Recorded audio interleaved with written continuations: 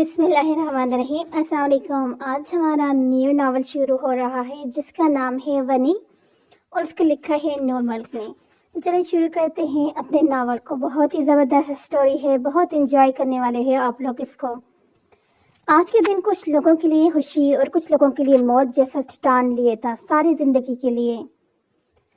فروری کے مہینے میں کالے سیاہ بادل جن کی وجہ سے صبح ہونے کی وجہ سے بھی رات کا ماحول لگ رہا تھا۔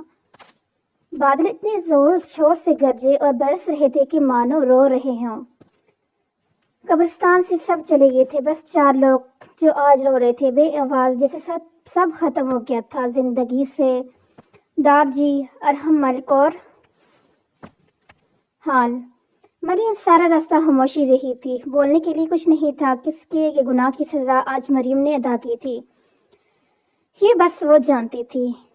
ملک ویلا کے بیرونی دروازے پر گاڑیاں رکی تھی۔ بیرونی دروازے کے کھولتے ہی سب گاڑیاں ملک ویلا میں داخل ہوئی تھی۔ سب گاڑیوں سے نکل کر گھر کے اندر جا چکے تھے، بس ارحم باہر سے ہی گاڑی بھگا کے لے گیا تھا۔ مریم اپنی سوچوں میں تھی کہ مسز ملک نے مریم کو بازو کو زور سے دبوچ کر گاڑی سے باہر نکالا۔ ہلکی سی چیز جو مریم کے منہ میں ہی کہیں دب گئی۔ مریم کو لگا اس کے بازو پر مسز ملک کی انگلیوں کی ڈس رہی ہیں۔ تمہارے بھائی نے میرے بیٹے کو قتل کر دیا، لیکن تمہارے بھائی کو سزا میں قتل نہیں کیا گیا۔ میرے بیٹے کو انصاف نہیں ملا، بس امیر خاندان دیکھ کر تمہارا نکاح میرے بیٹے سے کر دیا، پر افسوس تمہاری زندگی کی سانسیں کم کر دوں گی۔ تم یہاں ایک بے جان پرندے کی طرح ہو جس کو قید کر دیا گیا ہے۔ مسز ملک کے الفاظ مریم کو زہر کے تیر لگے تھے، یہ بس وہ سوچ سکتی تھی۔ مسز ملک مریم کو گھسیٹتی ہوندے لے گی اور سکینہ گھر کی پرانی ملازمہ کو آواز دی۔ سکینہ کسی بوتل کی جن کی طرح سامنے آئی۔ جی بڑی مالکن، کوئی حکم؟ اس قاتل کی بہن کو کوئی کمرہ دیکھا دو جو رہنے کے قابل نہ ہو۔ اور سکینہ کو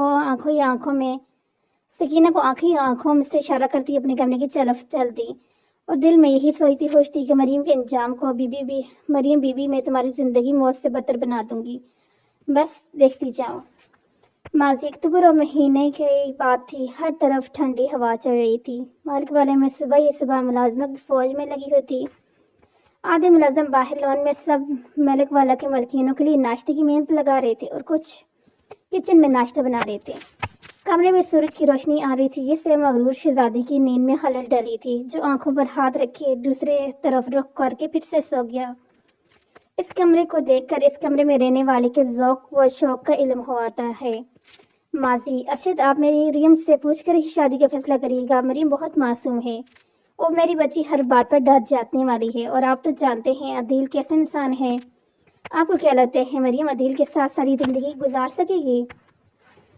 مجھے تو سوچ کر ہی مریم کے لیے پریشانی اور فکر ہو رہی ہے۔ اوہ آمنہ بیگم، ہم کون سا کل ہی مریم کو ڈوری بٹھا رہے ہیں؟ ابھی تو بھائی صاحب اور بھابھی نے مریم کے لیے پسندگی ظاہر کی ہے اور سوچنے کا وقت دیا ہے، اور اپنی مریم بھی ابھی پڑھ رہی ہے۔ زیادہ سے زیادہ منگنی کر دیں گے اور پڑھائی کے بعد شادی کیوں نہ؟ صحیح کہا نا؟ جی جیسا آپ کو ٹھیک لگے، لیکن آمنہ بیگم کو یہ رشتہ مریم کے لیے کچھ مناسب نہ لگا، لیکن ارشد صاحب کی وجہ سے بیزار ہوئی تھی۔ وہ مریم کی آنے والی زندگی کے لیے دعاگور رہی، لیکن کوئی نہیں جانتا تھا مریم کے نصیب میں اللہ تعالیٰ نے کیا لکھا ہے، یہ تو بس اللہ تعالیٰ کو علم تھا۔ قدرت کے فیصلے کو کون بدل سکتے ہیں؟ مریم نے یہ سب سن لیا تھا اور چپ کر کے واپس چلی گئی تھی۔ لون میں سربراہی کرسی پر دارجی بیٹھے اخبار کا مطالعہ کر رہے تھے۔ یوسف صاحب اور یاسر صاحب اپنے کسی کام کو باتوں میں مصروف تھے۔ زینب بیگم مہرنسا بیگم گھر کے ملازموں کو ناشتے کی میز لگانے کی ہدایت دے رہی تھی۔ اتنے میں ارحام اور نورلون بھی کمرے میں سب بڑوں کے پاس آ گئے تھے۔ السلام علیکم دارجی، دونوں نے مل کر دارجی کا سلام کیا۔ دارجی نے اخبار میز پر رکھ کر دونوں کو گلے لگا لیا۔ کیسے ہو میرے پیارے بچے؟ اور ارحم نہیں آیا اب تک؟ دارجی، السلام علیکم، آپ نے یاد کیا اور میں آپ کے سامنے۔ ارحم چلتے ہوا دارجی کے پاس آیا اور پیار کیا۔ آ گیا میرا شہر، کیسے ہو؟ اتنی دیر سے اٹھے ہو؟ بس دارجی رات کو دیر سے سویا تھا، کام کر رہا تھا۔ ہم بھائی کام؟ ارحمان نے ارحم کو آنکھ دبا کر شرارتی انداز میں کہا تھا۔ ارحم نے کرسی پر بیٹھتی ہی ارحمان کے سر پر تھپڑ لگایا۔ دارجی نے دونوں کو لڑتا دیکھ کر ناشتے کا حکم دیا۔ اچھا ٹھیک ہے، چلو بس اب ناشتہ کرو۔ اور پھر سب نے مل کر اتوار کے ناشتہ مل کر کیا اور ایسے ہی ہنسی مذاق میں دن گزرا تھا۔ آج ارحم ارحم نور شاپنگ کے لیے مال آئے ہوئے تھے۔ نور اپنے لیے کپڑے دیکھ رہی تھی۔ ارحم کال کیے کر کے ایک طرف آ گیا اور ارحمان نور کی شاپنگ سے بور ہو رہا تھا۔ ارحمان بورے ہونے کی وجہ سے ادھر ادھر دیکھنے میں مصروف تھا۔ اتنے میں ارحمان کو کالے رنگ کے ڈریس میں وہ لڑکی کوئی پری ہی لگ رہی تھی، جس کو دیکھتے ہی ارحمان آنکھیں کھولے بوند گیا۔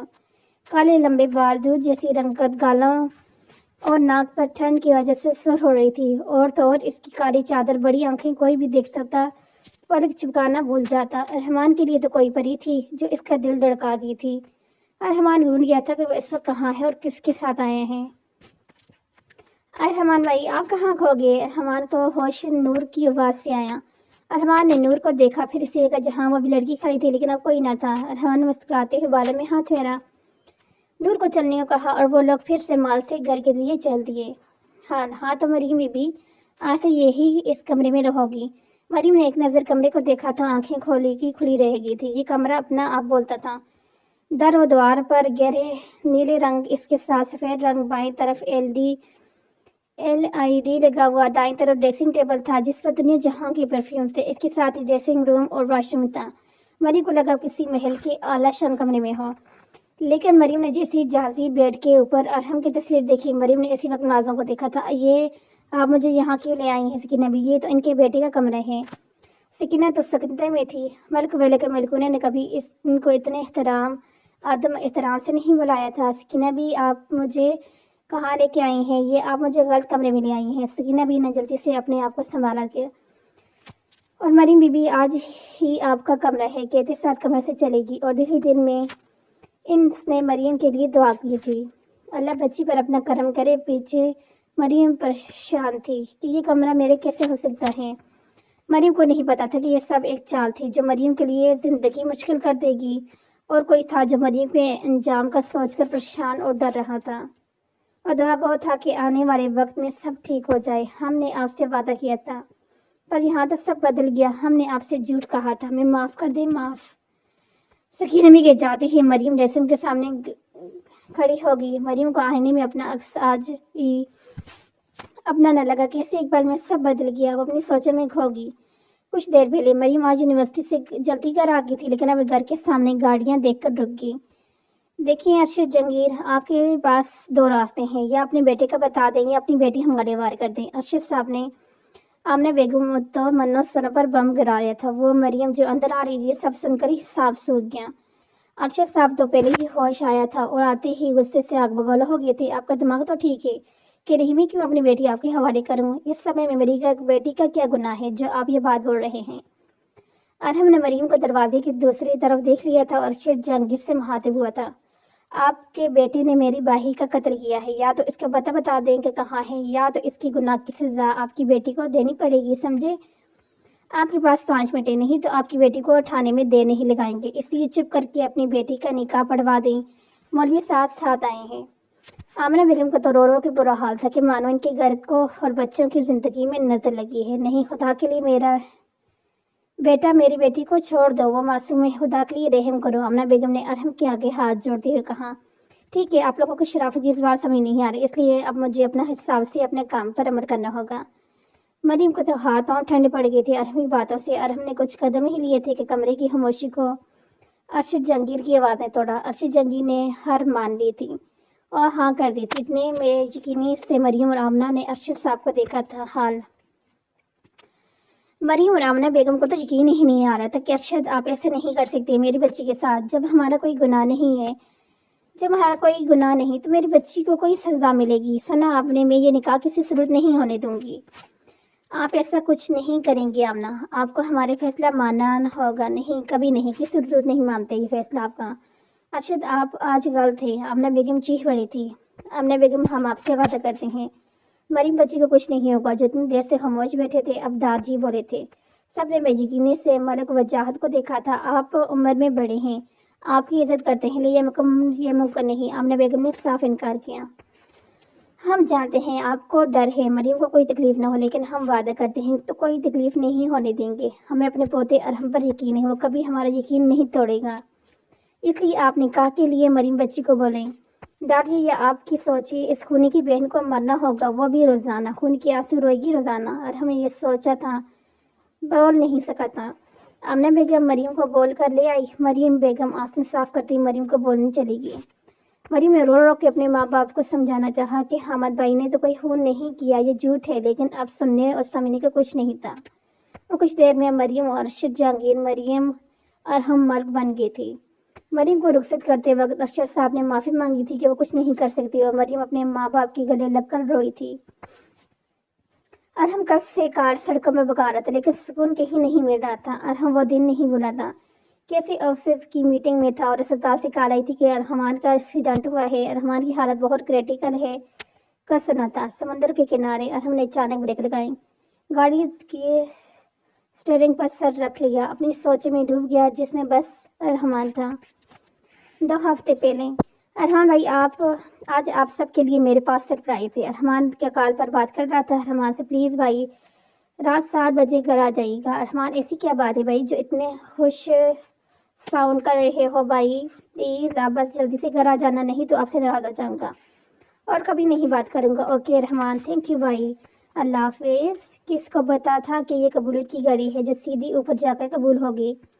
ٹھیک ہے 1 گھنٹے بعد ارحمان کو گھر سے کال آئی تھی۔ ارحمان نے معذرت کر کے کال پک کر لی۔ ارحمان کہتا رہا تھا آ جاؤں گا، اب تنگ نہ کرو نا، لیکن جو خبر ارحم کو آگے سے ملی، ارحمان کو لگا کسی نے اس کے سر پر بم پھوڑ دیا ہے۔ ارحمان کا ایکسیڈنٹ ہوا تھا، ڈاکٹرز نے حالت کریٹیکل بنائی تھی اور گھر والوں کو حالات فیس کرنے کو پہلے ہی بول دیا تھا۔ ارحمان حامد کے گھر گیا، حامد سے بات کر کے گھر کے لیے نکل گیا، لیکن کیسی کو یہ نہیں پتا تھا کہ اب ارحمان کبھی گھر نہیں آئے گا۔ ارحمان کے سر پر اور دل والی جگہ پر زیادہ مساج ہو رہے تھے، جس کی وجہ سے خون رکنے کا نام نہیں لے رہا تھا۔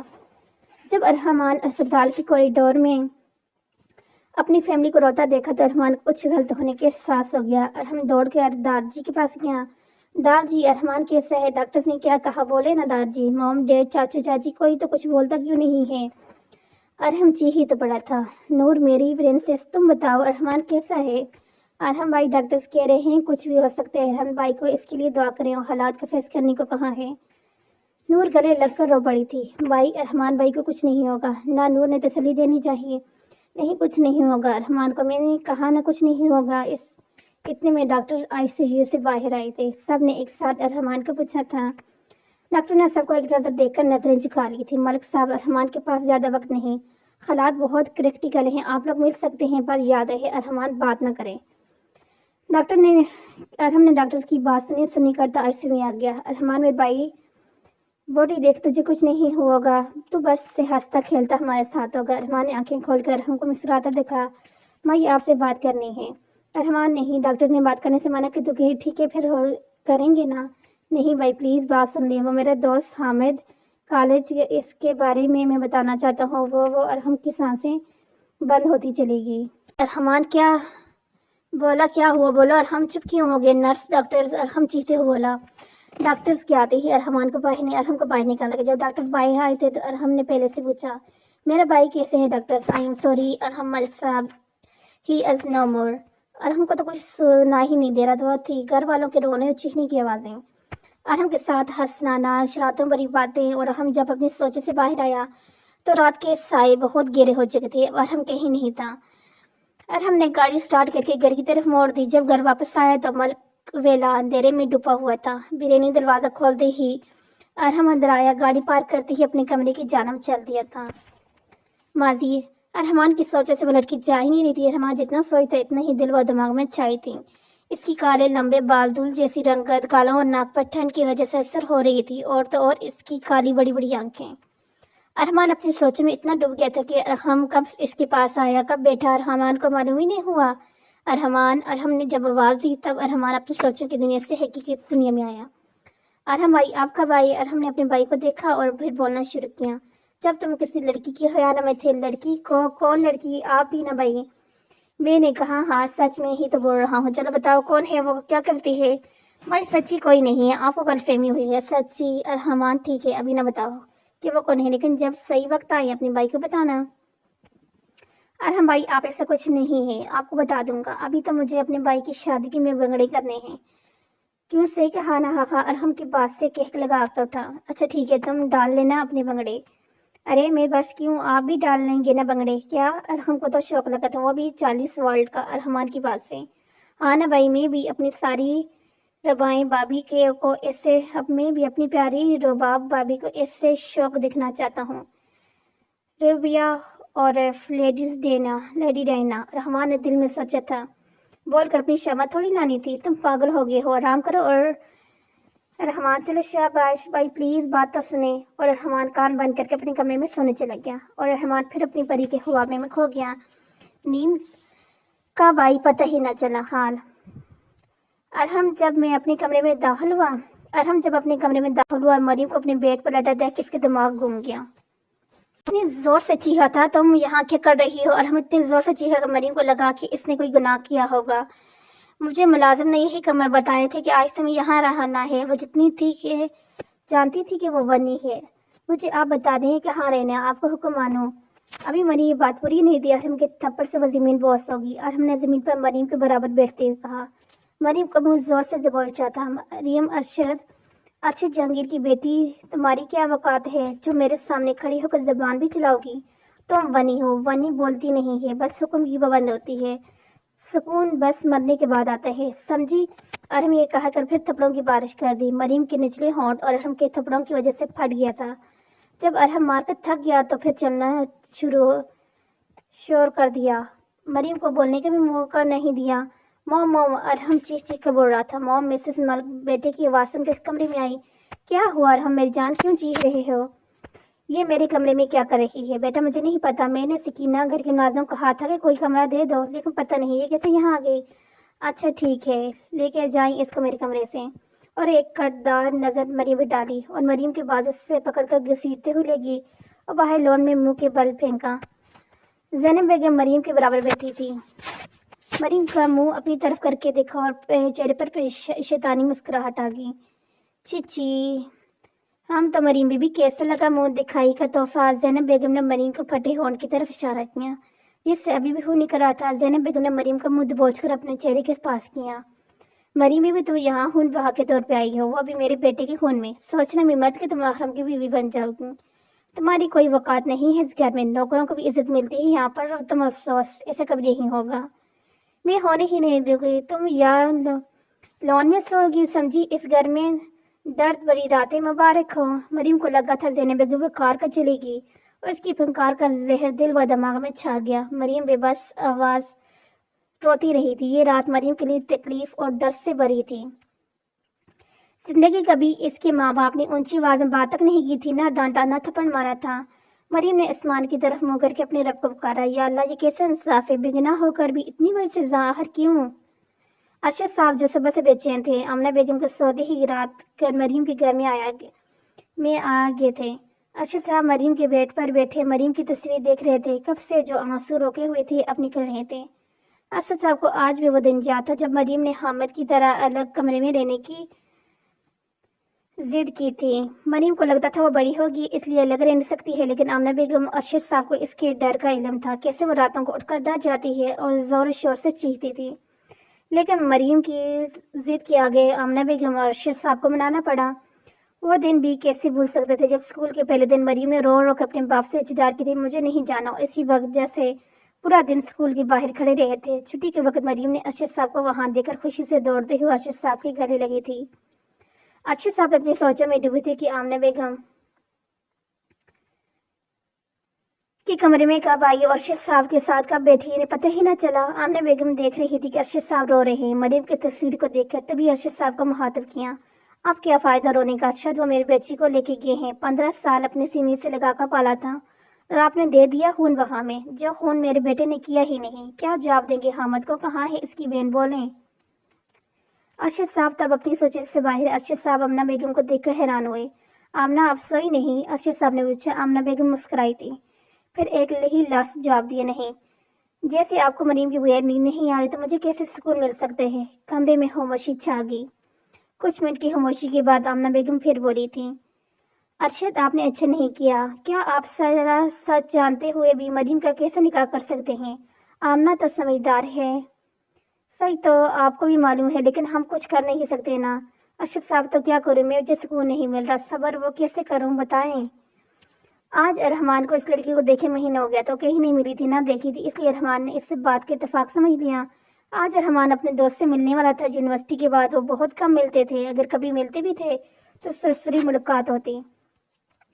ارحمان ڈریسنگ کے سامنے اپنے بال بنا رہا تھا جب نور کمرے میں آئی۔ ارحمان بھائی، میں نے آپ کو ڈسٹرب تو نہیں کیا؟ ارے چھوٹی پرنسس، تم ہم بھائیوں کی جان ہو، ہمارے لیے سب سے پہلے تم اور پھر اور کچھ، سمجھی چڑیل؟ بھائی، نور چڑیل لفظ سن کر چیخ پڑی۔ بھائی، آپ کو میں چڑیل دیکھتی ہوں؟ ارے لڑکی، آرام سے، ابھی تمہاری شادی بھی نہیں ہوئی، پہلے ہی کان خراب کرو گی کیا؟ اور مذاق کیا؟ اچھا اب آنے کی وجہ بتاؤ۔ ایسے ہی بھائی، بول رہی تھی، سوچا آپ سے باہر چلنے کا کہوں، پر آپ تو پہلے ہی کہیں جا رہے ہیں۔ ہاں، دوستوں کے پاس جا رہا ہوں، لیکن میری بہن بول رہی ہے، تو چلو بتاؤ کہاں جانا ہے؟ ارے ارحمان بھائی نہیں، آپ جاؤ، میں ٹھیک ہوں، آپ انجوائے کرو، میری وجہ سے اپنا پلان خراب نہ کریں۔ پکا میں جاؤں؟ تم بور تو نہیں ہوگی؟ نہیں بھائی، چلو پھر، پیار کیا سب مسکرا کر دکھاؤ۔ نور کا مسکراتا چہرہ دیکھ ارحمان باہر نکل گیا۔ آدھے گھنٹے کے بعد حامد کے گھر کے باہر گاڑی روکی تھی۔ ارحمان نے گاڑی پار کر کے حامد کے گھر کی گھنٹی بجائی اور 2 منٹ میں بیرونی دروازہ کسی لڑکی نے کھولا۔ حامد نظریں گھمانا بھول گیا، یہ لڑکی کوئی اور نہیں، وہ شاپنگ مال والی تھی۔ ہرے رنگ کے سوٹ میں مریم کی رنگت کھل رہی تھی۔ آدمی چہرہ لال سرخ تھا، لیکن بالوں کو جڑا بنایا تھا جس کی آوارہ لٹیں چہرے کو چھو رہی تھی۔ گہری شید رنگ آنکھیں۔ ارحمان نے ایک بینٹ میں سکی۔ ارحمان مریم کو دیکھنے میں اتنا کھویا تھا کہ مریم کو اب ارحمان کو کھویا یوں دیکھنا کنفیوز کر گیا۔ مریم نے ہمت کر کے ارحمان کو مخاطب کیا، اور ارحمان سب جو دل ہارے بیٹھے تھے مریم کے بولنے پر دنیا میں واپس آئے تھے۔ ارحمان کو اپنا آپ برا لگ رہا تھا کہ کیسے اس طرح کی حرکت کر سکتے ہیں۔ ارحمان نے نظر پھیر لی۔ وہ مجھے حامد سے ملنا ہے۔ کہ حامد گھر پر ہی ہے؟ جی۔ مریم اتنا کہہ کے اندر چلی گئی اور حامد بھائی کو آواز دی۔ حامد جب باہر آیا، ارحمان کو کھڑا دیکھ تو خوش ہو کر گلے ملے تھے دونوں دوست۔ حامد مریم کو چائے کا کہہ کر ارحمان کو اندر لے گیا تھا۔ مریم کمرے میں چائے دینے آئی تھی، لیکن ارحمان کو یوں بار بار دیکھنا کنفیوز کر رہا تھا۔ ارحمان کو یقین نہیں آ رہا تھا جس لڑکی کو اس نے مال میں دیکھا تھا وہ اس کے دوست کی حامد کی بہن تھی۔ اس بات کا علم نہیں تھا ارحمان کو، وہ تو اب بھول بھی گیا تھا وہ دن۔ ارحمان کو لگا بس ایک اتفاق تھا، پر آج اپنے دوست حامد کے گھر دیکھ ارحمان دل ہی دل میں خوش ہوا۔ ارحمان کو مریم پہلی نظر میں اچھی لگی تھی، معصوم سی، اسی دنیا کی لگتی ہی نہیں تھی، پری جیسا روشن چہرہ۔ ایک منٹ کو ارحمان کو لگا کہ اس کی کوئی اپنا ہو۔ چہرہ دیکھا تھا، کہاں ہے یہ معلوم نہیں۔ ارحمان تو مریم کو دیکھنے میں اتنا کھو گیا تھا کہ مریم کب آئی کب چلے گی۔ ہوش تب آیا جب حامد نے ارحمان کو مخاطب کیا، اور دونوں دوست پھر سے اپنی باتوں میں کھو گئے۔ آپ نے ارحمان کو کیوں مارا دیا؟ اس سب میں ارحمان کا کیا قصور تھا؟ کمرے میں خوفناک کہہ گونجا تھا۔ سامنے بیٹھا انسان ایک پل کے لیے ڈر گیا۔ 15 سال سے جس سچ کو میں نے سب سے چھپا کر رکھا تھا، ارحمان وہ سچ جان گیا تھا، اس لیے زندہ رہنے کا کوئی حق نہیں تھا، اس لیے جان سے مار دی میں نے۔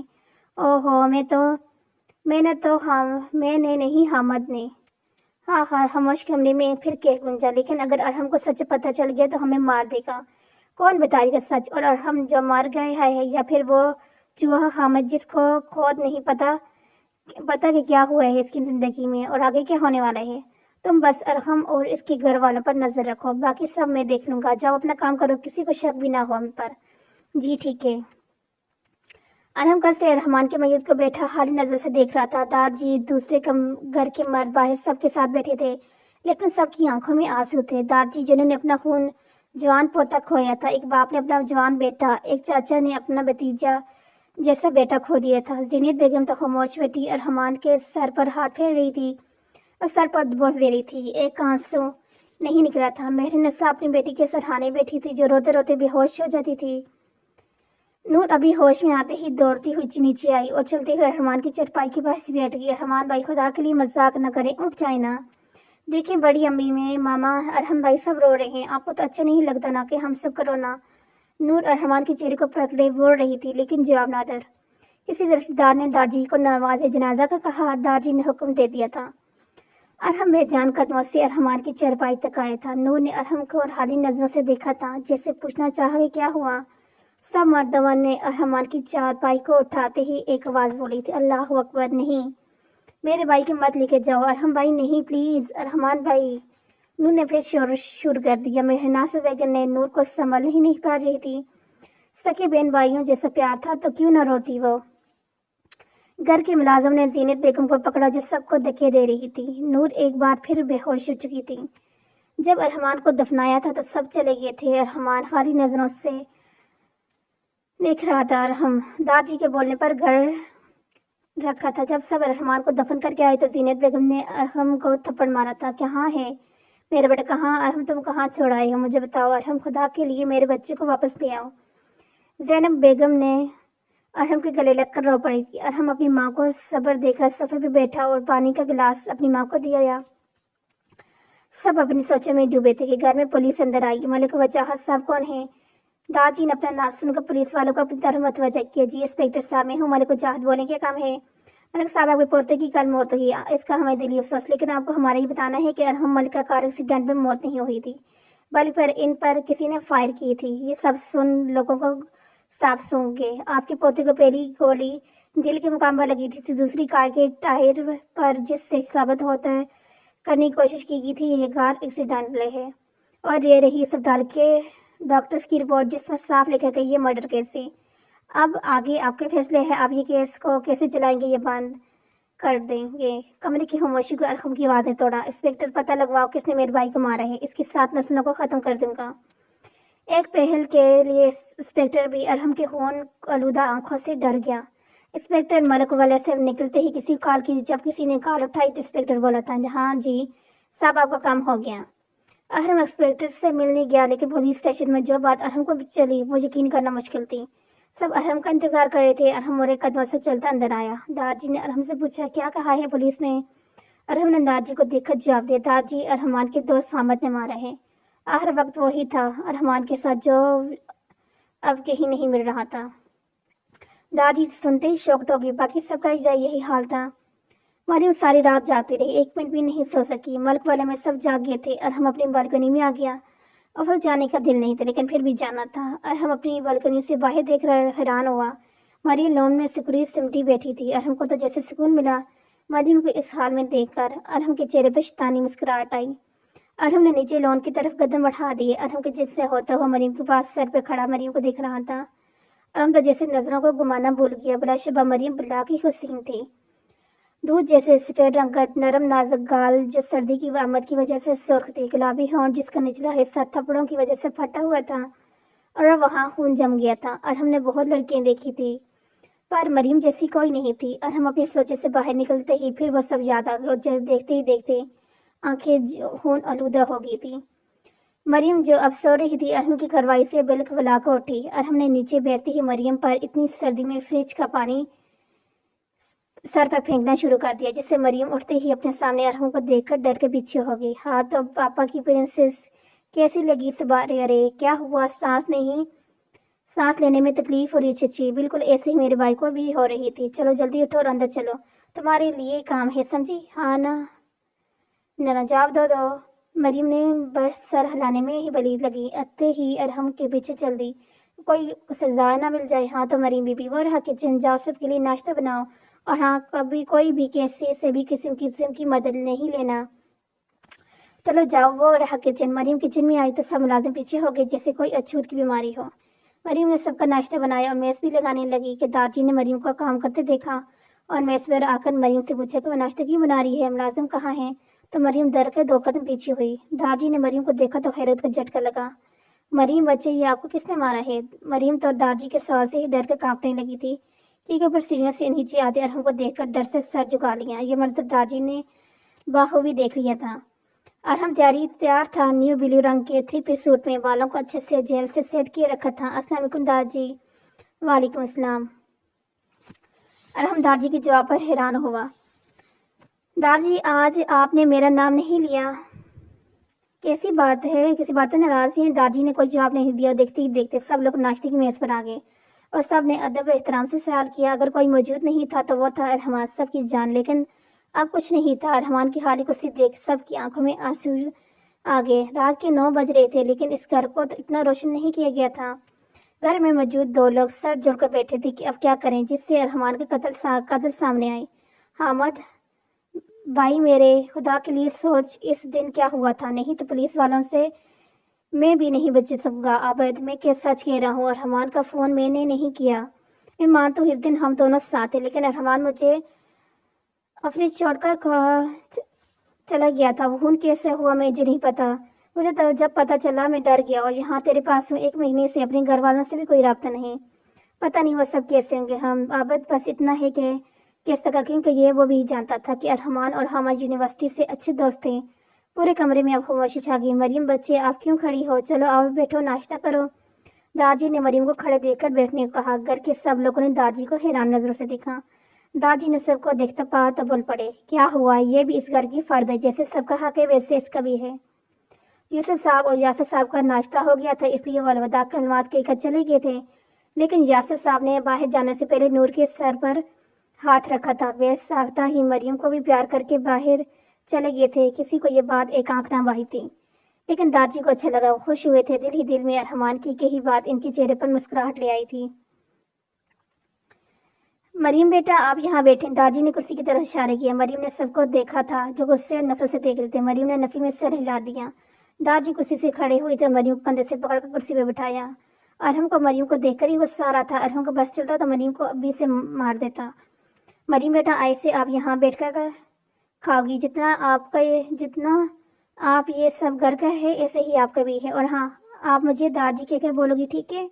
दादी ने मुस्कुराकर, ये सब इन्हें नहीं देखा जा रहा था, बस सब सब्र के गुण पी रहे थे। अच्छा मैं कुछ दिन के लिए गांव जा रहा हूँ, इसलिए कोई बात भी हो तो मुझे बताते रहना। जी दादी। और हमने बस इतने ही कहा और दादी सबको मिलकर गांव के लिए रवाना हो गए। गद्दार बस करो ये रोना धोना, अरहमान अब नहीं आने वाला, इसलिए मैं और तुम्हारे अबू ने आज लड़के वालों को बोला है, इसलिए अपनी शक्ल ठीक करो। और हाँ, अपने बाप के सामने अरहमान का रोना मत रोना, तो कल की शादी आकज करके रुखसत कर देंगे। अम्मी। अजारा का आसमान जंगीर ची ही पड़ी थी। कमरे में बिल्कुल खामोशी थी। हामिद, हमें अफरी जाना होगा, वहाँ से कुछ पता चलेगा। अबद, वो ठीक है, लेकिन मैंने तुमको पहली फैमिली का पता करने को कहा था। मेरी फैमिली का क्या पता किया? कैसे हैं मैं सब? माँ बाबा और मेरी जान, मेरी बहन कैसी है?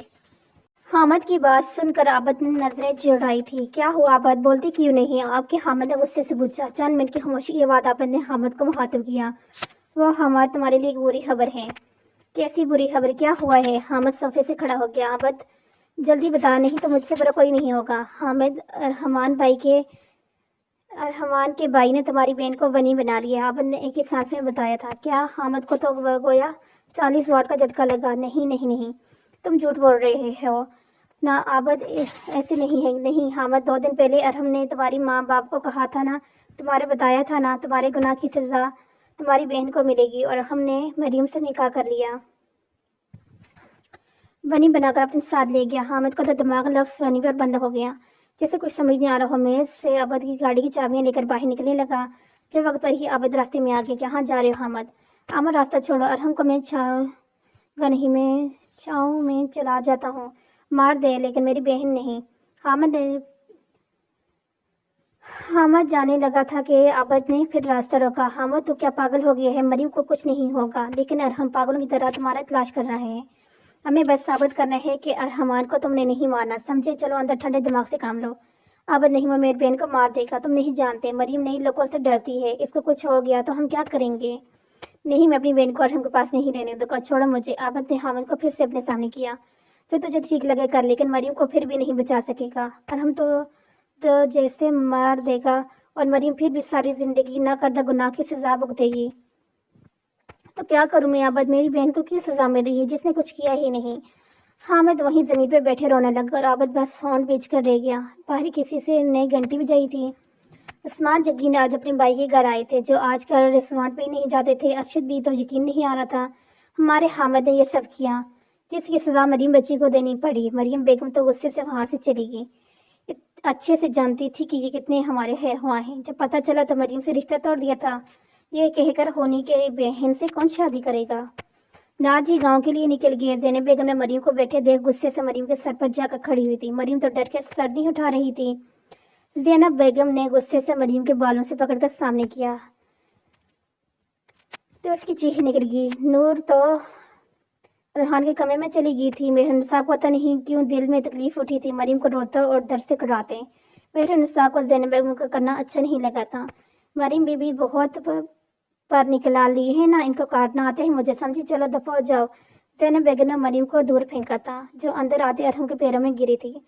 अरहम ने मरीम को अपने पाँव के पास गिरा देखा तो नीचे मरीम के बराबर बैठ गया। मरीम को मुंह दबोच कर अपने सामने किया। मरीम की आंखों में आंसू देख दिल सुकून मिला था। क्या हुआ, रोना आ रहा है? सारी जिंदगी रोने, समझी? मुकर्रर की कि कोई फर्क नहीं पड़ेगा। इस घर में के इस घर की फर्द तुम कभी नहीं हो सकती। आज से तुम सर्वर क्वार्टर में रहोगी और वो एक दिन मारी जाओगी। कोई वक़्त नहीं है तुम्हारी इस घर में। मॉम, इसका जो करने हैं करें, मुझे देर हो रही है। अल्लाह को गरूर करने वाले लोग बिल्कुल पसंद नहीं। कब आपकी दुआ कबूल हुई है तो वो किसी को नहीं मालूम। अरहमान आज दादी के कमरे में बैठा था, लेकिन ज़ेन से मरीम की तरफ था। अरहमान, मेरे बच्चे, आजकल आप बहुत चुप रहते हो। दारजी ने अरहमान को कहा, जो इस दुनिया में कहाँ था वो तो मरीम की हालत में था। दारजी ने बाहर से नजरें उठाकर देखा। अरहमान सीधा लेटे छत को देखने मुस्कुरा रहा था। दारजी ने फिर बोला तो अरहमान को जवाब देना पड़ा। दारजी ने अरहमान को हिलाते हुए कहा। अरहमान को बोला तो अरहमान डर के इधर उधर देखने लगा। जब खुद को दारजी के कमरे में पाया, साथ ही दारजी को मुस्कुराते हुए खुद को देखता तो शर्मिंदा हुआ। हाँ तो बच्चे जी बताएं, आप किस परी के ख्याल में खोए थे कि अपने दारजी की आवाज़ नहीं सुन पाए? अरहमान को शर्मिंदा हुई अपनी चोरी पकड़ जाने पर। दारजी, वो ऐसा कुछ नहीं है। अच्छा? दारजी ने अपनी थोड़ी के नीचे हाथ रखकर ऊपर छत को देखा था। फिर अरहमान को। अरहमान समझ नहीं आया दारजी क्या कर रहे हैं। कुछ खामोशी के बाद दारजी और, अच्छा तो मेरे कमरे की छत पर कौन सी खूबसूरत चुड़ैल है जिसको देखकर मेरा पोता मुस्कुरा रहा है? दारजी की बात समझ में सुनकर अरहमान का चेहरा लाल टमाटर हो गया। नजरें मिलाने में हिम्मत नहीं थी। अरहमान मौका देखकर दारजी के कमरे से भाग गया। पीछे दारजी केक लगा गूंजा था कमरे में। अरहमान ने शुक्र अदा किया। क्या मैं अंदर आ जाऊं सर? अरहमान की सेक्रेटरी ने पूछा। अरहम फाइल्स में सर दिए बैठा था, एक नज़र देकर जवाब दिया। यस मैंने शाह सर, मैं आज मिसेस रेबान लंदन से आ रही हैं। 5 बजे की फ़्लाइट है, क्या आप जाएंगे? ओह थैंक्स आयशा, मुझे बताने के लिए। मैं ऑफिस के काम में भूल गया था। चलो मैं निकलता हूँ, फ़्लाइट लॉन्च होने वाली है, 2 घंटे बचे हैं। रबाया सफदर शाह की बेटी। सफदर शाह बिजनेस की दुनिया के बादशाह था और पिछले साल ही अरहम की मंगनी रबाया से हुई थी। अरहम ऑफिस से निकल कर अपनी गाड़ी में बैठा था और अरहम के गार्ड्स भी पिछली गाड़ी में बैठे। अब गाड़ियां एयरपोर्ट के लिए निकल गई थी। दूसरी तरफ रबाया फ्लाइट लैंड हो चुकी थी, बस एयरपोर्ट से चेकआउट करना था और इसमें अभी वक्त था। अरहम घंटे से ऊपर एयरपोर्ट पर गया और इंतजार था रबाया का। अरहम को अभी देखते 20 मिनट हुए थे कि रबाया अपनी शान बान के साथ चलते हुए बाहर आ रही थी। रबाया ने जीन्स पैंट शर्ट पहनी थी, बाएं हाथ में कोट और दाएं हाथ में मोबाइल था। रबाया चलते हुए कोई मॉडल लग रही थी। रबाया के पीछे भी 2 बॉडीगार्ड थे और एक मुलाजिम जिसने सामान लेकर घर जाना था। रबाया ने जब अरहम को देखा तो खुशी से हाथ हिलाकर अरहम को अपनी मौजूदगी अब बताया। अरहम ने रबाया के हाथ को हिलाता देखकर खुशी चेहरे पर खुशकी आ गई। रबाया एयरपोर्ट से बाहर आया तो खुशी से अरहम के गले मिली। अरहम को रबाया का पब्लिक प्लेस से ऐसी हरकत करना अच्छा नहीं लगा था। रबाया लंदन ही पाकिस्तान है, कुछ अदब व एहतराम में रहा करो। मिलो। ओह सॉरी, मैं तो देखकर खुश हो गई थी इसलिए ये सब हो गया। इट्स ओके, चलो गाड़ी में बैठो। रबाया और अरहम के गाड़ी में बैठते ही सब अपनी मंजिल पर रवाना हुए थे। अरहम, मुझे अब दिली अफसोस है रहमान की मौत को और मैं नहीं आ सकती, ये मेरे दिल में गिल्ट रहेगा। इस वक्त तुम्हें मेरे साथ की ज़रूरत थी, तब मैं तुम्हारे पास नहीं थी, लेकिन अब हूँ तुम्हारे साथ। इसके बरक्स रबाया रहमान की मौत वाले दिन डिस्को में थी जब चलने को कहा था। तुम, रबाया ने मगरूर अंदाज में कहा, तो तुम्हें क्या करो? मैंने नहीं मारा, अरहम की बाइक था, चला गया, अब क्या हो सकता है? मुझे अरहम से मतलब है, गॉड द गेन पर्सन, इसकी फैमिली से मेरा कोई लेना देना ही नहीं। अरहम ने रबाया के हाथ को पकड़ा हुआ था। कोई बात नहीं, मुझे खुशी है, अब तो तुम मेरे साथ हो, अब कहीं नहीं जाने दूंगा। रबाया अरहम की बात से खुश हो गई और अब आगे की मंजिल के ड्रामे के लिए भी अपने आप को तैयार कर रही थी। मरीम सर्वर क्वार्टर्स में आ गई थी। मरीम ने अल्लाह को शुक्र अदा किया, यहाँ रहने के लिए छत तो मिली थी। मरीम ने नमाज की नीयत बांध दी और वजू करने चली गई। अरहम की गाड़ी बैरूनी दरवाजे पर रुकी थी। सिक्योरिटी गार्ड ने जल्दी से बैरूनी दरवाज़ा खोला था। अरहम और इसके गार्ड अंदर आए थे तो रबाया की नज़र नमाज पढ़ती मरीम पर गई, जो देखने में बहुत खूबसूरत थी। मरीम को देखकर रबाया को अपने आप कमतर लगा था। मरीम आम सूट में इतनी प्यारी लगती थी तो रबाया कितना सब करने के बाद भी अपना आप कम लगा। पहली बार रबाया को मरीम से जलन हुई थी। वो मुंह बनाकर अरहम के साथ अंदर चली गई। अस्सलाम वालेकुम आंटी। रबाया ने ज़ैनब बेगम को गले लेकर खुशी से सलाम किया। मेरी शहजादी कैसी हो? कैसी रही फ्लाइट में? ठीक हूँ, फ्लाइट बस ठीक है रही आंटी। मुझे अरहमान का बहुत अफसोस है, मेरी फैमिली से कोई नहीं आ सका, इसलिए मैं माफ़ी चाहती हूँ। कोई बात नहीं बेटा, जो होना था हो गया। मेरा बेटा अब कभी नहीं आएगा, जवानी में ही चला गया, अभी तो कुछ करने का सोच रहा था। ज़ैनब बेगम तो रो रही थी, रबाया बस चुप थी। रबाया को किसी से कोई लेना देना नहीं था। अरहमान समझता सोच मरीम कर रहा था कि मरीम की कहाँ, इसका तो कामों को کہا گیا تھا۔ رات 9 بجے تک ربایا یہی تھی۔ رات کا کھانا کھا کر اپنے گھر کے لیے نکل گئی۔ ربایا کو ڈراپ کر کے ارحم کا ڈرائیور گیا تھا۔ ابھی سب لاؤنج میں بیٹھے تھے کہ ملازمہ نے ارحم کو پولیس کے آنے کا بتایا۔ ارحم نے اجازت دے دی۔ ملازمہ نے پولیس والوں کو اندر جانے کے لیے کہا، اپنے کام میں لگ گئے۔ السلام علیکم ارحم۔ وعلیکم السلام۔ آپ کا تعارف سے ملاقات نہیں ہوئی۔ میں ایس پی عابد سلیم آج سے آپ کے بھائی کے کیس میں دیکھوں گا۔ سب گھر کے لوگ عابد کو دیکھ کے حیران ہو گئے تھے کہ پولیس آفیسر بدل کیوں گیا۔ نور تو عابد کو دیکھتے ہی جا رہی تھی۔ نور تو کہیں پولیس والے نہیں لگ رہا تھا۔ عابد خود پر نور کی نظریں محسوس کری تو نور کو دیکھا نہیں تھا۔ سب سے پہلے اس گھر کے ہر فرد سے آپ یہاں بولیں، چاہے ملازم ہی کیوں نہ ہو۔ لیکن کیوں؟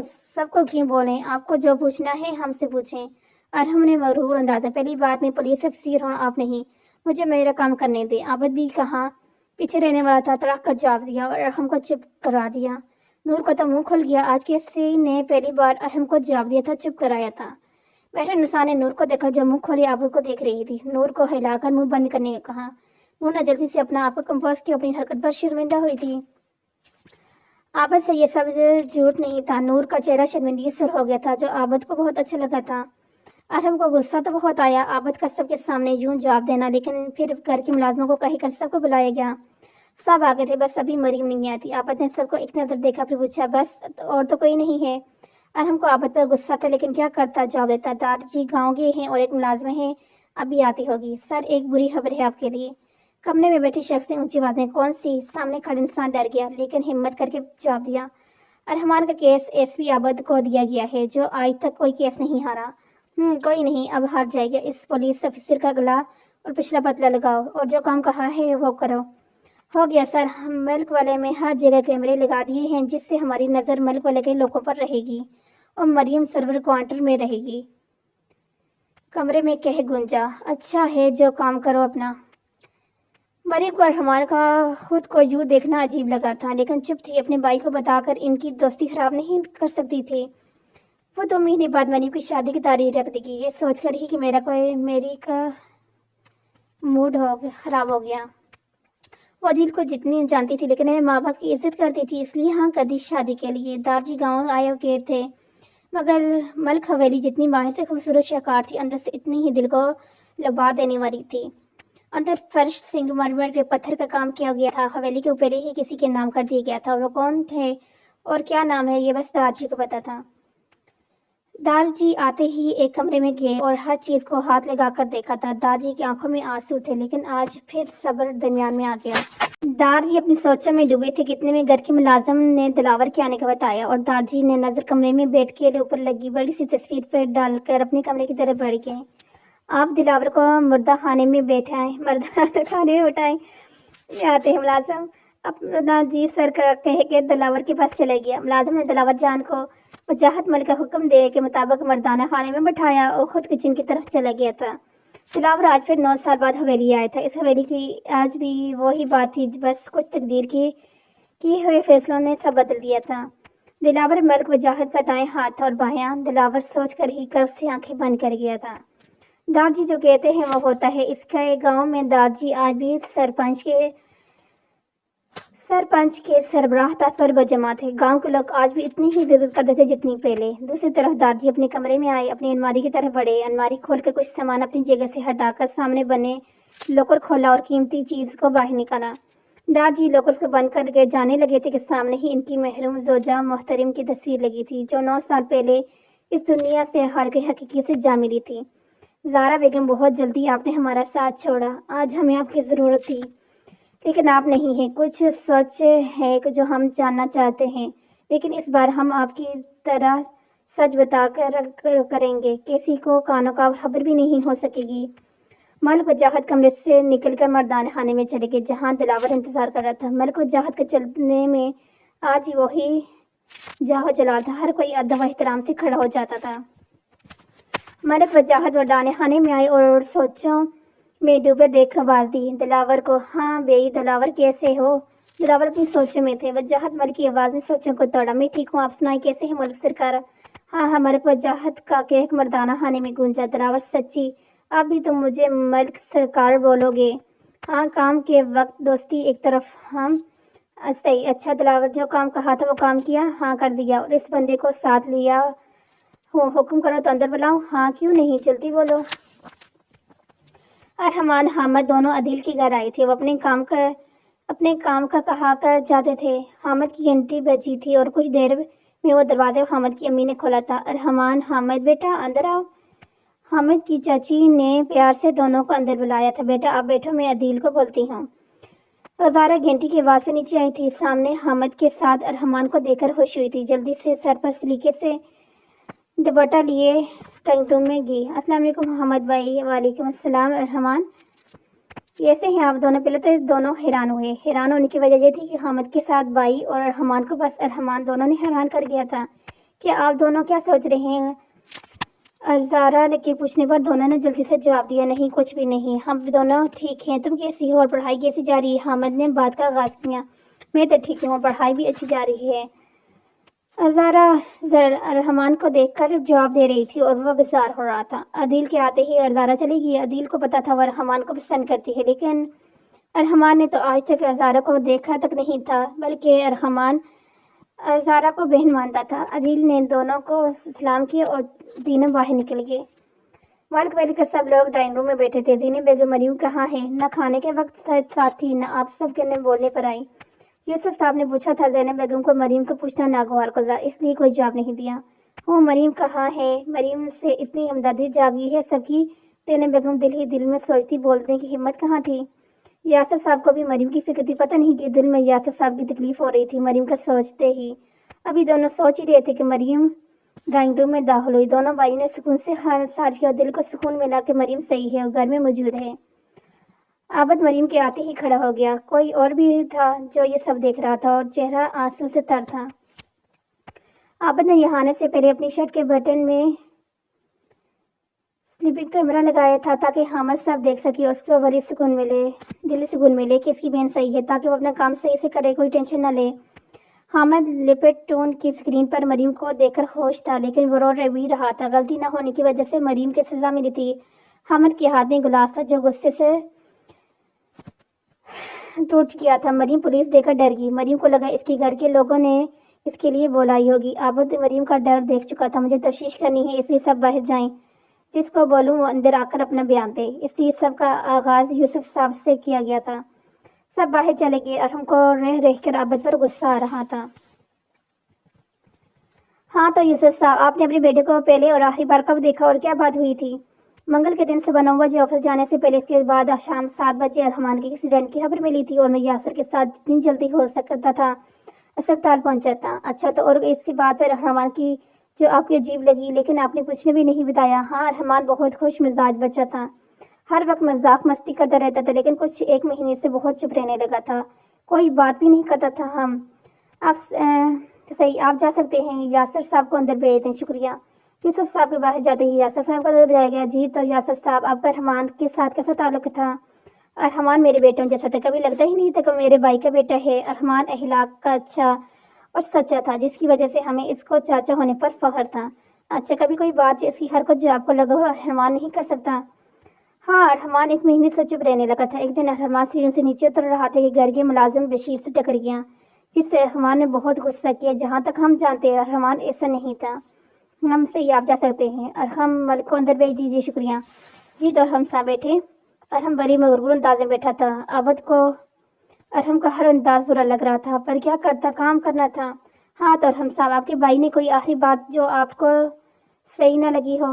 ارحمان نے مجھے آخری بار کال کی تھی، بہت خوش تھا، اس کی آواز میں مجھے اس کی خوشی کا اندازہ ہو گیا تھا، لیکن ICU میں اس نے حامد ارشد کا نام لیا تھا۔ مجھے یہ بات سمجھ نہیں آئی تھی، بٹ جب ارحمان کو دفنا کر آئے تھے اس رات آپ کے لوگوں نے ارحمان کے قتل اور اس کے ساتھ ہونے کا بتایا، تب شک میرا یقین میں بدلا تھا۔ اچھا، اور کوئی اس حرکت یا واقعہ ارحمان کے ساتھ منسلک ہو، کسی قسم کا شک؟ مہینے پہلے اپنے خیالوں کی دنیا میں رہنے لگا تھا۔ میں نے 2 بار پوچھا تھا لیکن کوئی جواب نہیں دیا۔ پھر اس دوران ارحمان اپنے کمرے میں رہتا تھا۔ اچانک ارحمان کا رویہ بدل گیا تھا اور ارحمان ہر بات پر غصہ کرتا تھا، کسی کو اپنے کمرے میں آنے نہیں دیتا تھا۔ ارحمان پہلے سے ایسا تھا یا اب ہو گیا تھا؟ بولو۔ اب ایسا بالکل بھی نہیں تھا، 1 مہینے پہلے ایسا ہوا تھا۔ صحیح ارحمان صاحب، آپ کو بہت شکریہ۔ آپ اپنے ملازم بشیر کو بھیج دیجیے۔ دلاور پتہ لگاؤ ہمارے کتنے دشمن ابھی تک زندہ ہیں۔ کسی کی اتنی ہمت ہوگی آج پھر وجاہت ملک سے لڑانے کھڑے ہو گیا؟ وجاہت میں پتہ لگاتا ہوں، لیکن تم یہ ہو پھر کوئی حادثہ نہ ہو جائے۔ دلاور جو وجاہت کے ملک 20 سال پہلے سو گئے تھے،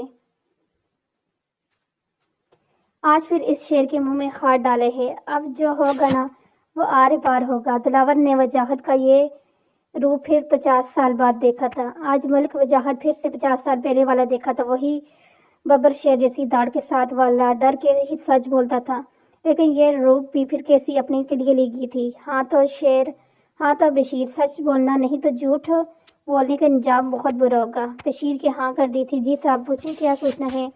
اچھا یہ بتاؤ، تمہارے ارحم صاحب کیسے مزاج مت؟ بہت اچھے تھے، خود سمجھاتے، کبھی کسی سے اونچی آواز میں غصے سے بات نہیں کرتے تھے، کسی ملازم کے ساتھ بھی کبھی ایسا نہیں تھا، بلکہ ہماری مدد کرتے تھے۔ اچھا، مرنے سے پہلے کچھ ایسا جو تمہاری نظر میں ٹھیک نہیں تھا؟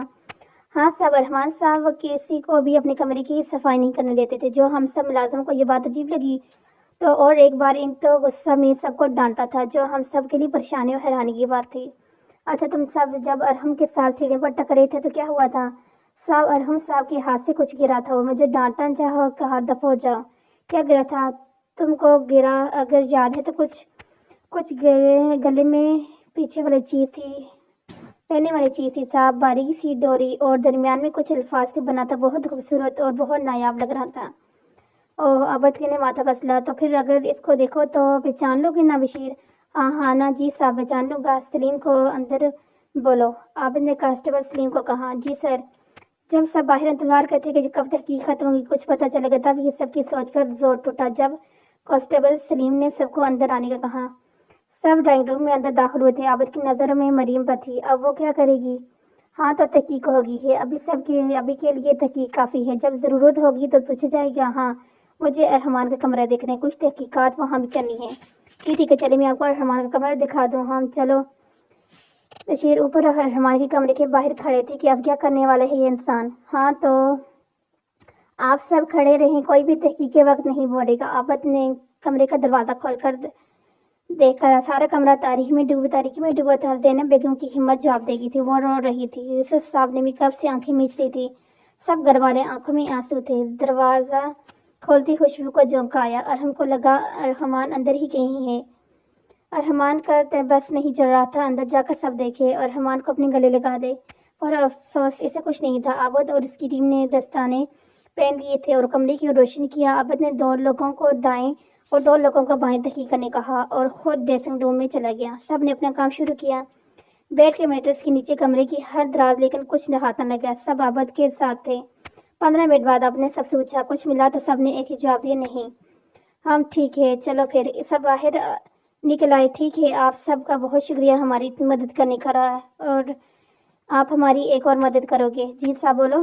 تو ٹھیک ہے، کل صبح آپ کو کانسٹیبل سلیم لینے آئے گا، آپ کو جو بھی یاد ہے گلے میں پہننے والی چیز کے بارے میں آپ ہمیں بتائیں گے، اور سب ہمارے حاکے نگار کو بتانا ہے، وہ ہمیں حاکہ بنا دے گا۔ جی صاحب بتا دوں گا۔ ٹھیک ہے، ہم چلتے ہیں، اور ایک بار پھر شکریہ، خدا حافظ۔ وجاہت کیا اندر آ جاؤں؟ دلاور کے ساتھ کوئی اور بھی تھا جو ان کا ساتھی تھا اور ان کی مدد کرے گا؟ وجاہت نے دلاور کو دیکھا تو ہاں میں سر ہلایا۔ سائنس سرکار سلام۔ وعلیکم السلام۔ آ بیٹھو کریم۔ وجاہت جی ہماری مدد کرے گا، یہ تو نے کام دیا تھا نا، وہ ہو گیا۔ شاباش، دلاور خوش ہو گیا۔ اچھا بتاؤ، کتنے دشمن ہر زندہ ہیں؟ وجاہت ملک کے غصے سے بھری آواز مردہ خانے میں گونجی۔ 2-3 ہی زندہ ہیں، دلاور نے بتایا۔ یقین سے بتاؤ دلاور، کتنے زندہ ہیں؟ 2 یا 3؟ وجاہت کی دل دہلاس دینے والی آواز گونجی۔ کریم اور دلاور کو اپنا کلیجہ موقعات ہی محسوس کا، 3 ہیں، باقی سب بڈھے مر گئے ہیں۔ ساری تحقیق کر لی، لیکن سب اپنی فیملی کے ساتھ خوش ہیں۔ مجھے نہیں لگتا کوئی ان میں سے ہوگا۔ مجھے یہ نہیں جاننا کہ کون اپنی فیملی کے ساتھ خوش ہے، لیکن نہیں، مجھے یہ جاننا ہے کس کی اتنی ضرورت ہوئی کہ وہ ملک وجاہت کے گھر پر حملہ کر سکے۔ صحیح، دلاور بس اتنا بول سکا، جانتا تھا وجاہت غصے کا کتنا تیز ہے، گولی مارنے میں 1 منٹ نہیں لگائے گا۔ کمرے میں پھر ملک وجاہت کی آواز گونجی۔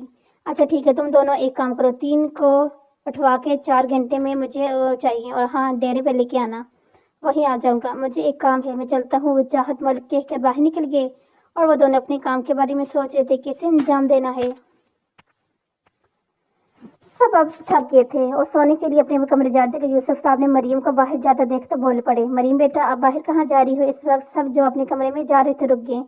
کہاں جائے گی آپ بھی نہ یوسف؟ سونے جا رہی ہے سرور کوارٹر میں، زینت بیگم بولی تو اتنی ہی حیرت سے یاسر ملک اور یوسف ملک نے زینب بیگم کو دیکھا۔ کیا مطلب اس بات کا کہ سرور کوارٹر میں جا رہی ہے؟ اب اس گھر کی بہویں سرور کوارٹر میں نہیں؟ کیا دونوں ماں بیٹے کا دماغ خراب ہو گئے ہیں؟ یوسف صاحب اتنے غصے میں ڈرے تھے کہ سب کی نیندیں اڑ گئی تھی۔ کیا مطلب بہو؟ میں نہیں مانتی یہ میری بہو ہے، یہ لڑکی خون بہا میں آئی ہے، ایک خونی کی بہن ہے، سمجھے آپ؟ زینت بیگم بھی دو جواب دینے لگی۔ زینت، ابھی یہ ثابت نہیں ہوا کہ اس کے بھائی ہونی ہے کہ نہیں، اور تمہارے بیٹے نے ضد میں آ کر اس لڑکی سے نکاح کی، اور اگر دونوں ماں بیٹے بھول گئے ہو تو یاد کرو، ایک شرط پر ہم سب شرط پر مانے تھے کہ یہ لڑکی پر کوئی ظلم نہیں ہوگا۔